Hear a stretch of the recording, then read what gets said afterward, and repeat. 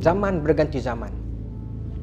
Hinggalah dalam versi sejarah yang hampir moden ini, kita dapat melihat peristiwa Perang Salib yang pertama. Perang Salib pertama tercetus dalam tahun 1099 Masihi. Perang ini menyaksikan kuasa Kristian menawan Baitul Maqdis dari tangan Islam. Sejarah Perang Salib pertama cukup menyayat hati. Antara kunci kejayaan Kristian ketika ini adalah unit khas tentera komando mereka yang dikenali sebagai The Knight Templar. Namun, nama The Knight Templar bukanlah wujud sebelum atau semasa terjadinya peristiwa Perang Salib pertama. Selepas Kristian berjaya menawan semula kota Baitul Maqdis pada tahun 1099 Masihi, unit khas ini diamanahkan untuk menjaga dan melindungi kota Baitul Maqdis. Namun, 20 tahun sesudah itu, iaitu pada tahun 1119 Masihi, mereka berpakat dan membentuk sebuah kumpulan rahsia yang diberi nama The Knight Templar dan diketuai oleh Hugh Defiant. Persoalannya, kenapa selepas 20 tahun? Apa yang mereka temui sepanjang 20 tahun di Baitul Maqdis? Kalau kita meneliti sejarah ini secara read between two lines, membaca yang tersirat, kita akan terfikir apa yang dibuat oleh The Knight Templar sepanjang tempoh 20 tahun. Kalau nak diikutkan, jika mereka nak meraihkan kejayaan mereka mendapat Baitul Maqdis, tidak perlu tunggu sampai 20 tahun. Cukup dengan setahun, maka mereka menubuhkan pertumbuhan mereka itu, menjenamakan, branding The Knight Templar. The Knights Templar.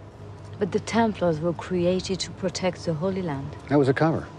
Did they find it, this buried treasure? Sebuah harta yang tersembunyi, iaitu kitab-kitab ritual amalan sihir yang disadur dari tamadun Babylon yang diajarkan oleh malaikat Harut dan Marut.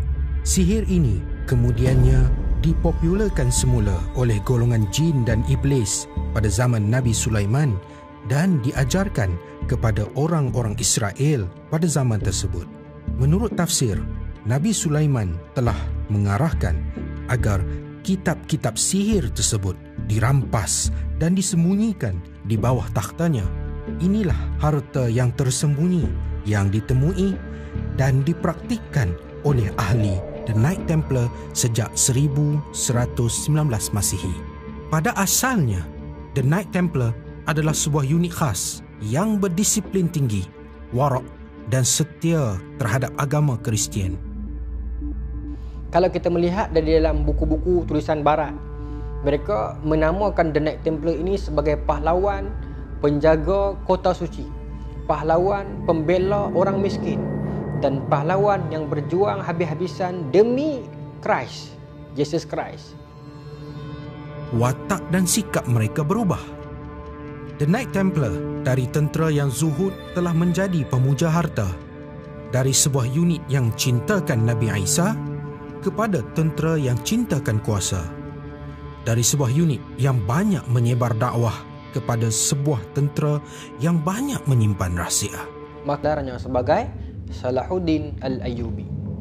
Sultan Salahuddin Al-Ayyubi bercita-cita besar menggempur Baitul Maqdis untuk mendapatkan tanah amanah umat Islam ini kembali ke tangan orang Islam dan merebutnya dari tangan Christian Friend. Ketika ini pasukan Templar sudah terpecah kepada dua, iaitu syahid dan terkorban, tetapi atas alasan juga perpecahan yang berlaku dalam kalangan The Knights. Mengapa mereka berpecah? Atas faktor ketidaksamaan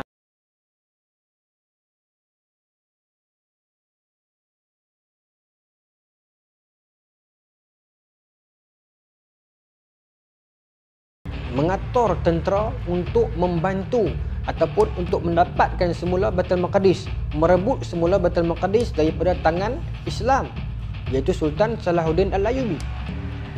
Muncul persoalan orang yang berfikir, ke mana hilangnya Templar ketika ini? Di manakah The Knight Templar bersembunyi? Pahlawan yang agung, komando yang gagah, unit yang diberi harapan yang tinggi. Pastinya orang yang membaca dan mengkaji akan terfikir persoalan ini. Raja Jerman tewas awal, Raja France tewas awal, Raja England, anak Raja England, Richard the Lionheart, sampai di Baitul Maqdis dan menggempur dengan Sultan Salahuddin atas pertempuran yang sangat dahsyat yang akhirnya kemenangan berpihak juga kepada Sultan Salahuddin. Sewaktu mana kertas pembacaan pertuduhan dibacakan, antara tuduhan yang dikenakan ke atas The Knight Templar adalah mereka ini mengamalkan ajaran yang bid'ah menurut agama Kristian, menghidupkan satu ritual yang menyeramkan.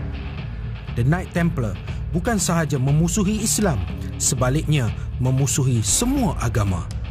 Tuhan mereka bukanlah salah satu dari tuhan-tuhan samawi.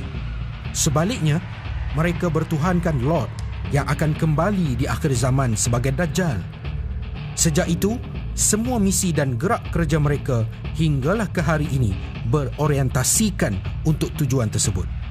Biar dunia membakar Jacques de Molay, kita gunakan poin tersebut untuk meraih simpati dunia. Siapa yang memandang The Knight Templar ketika ini? Scotland.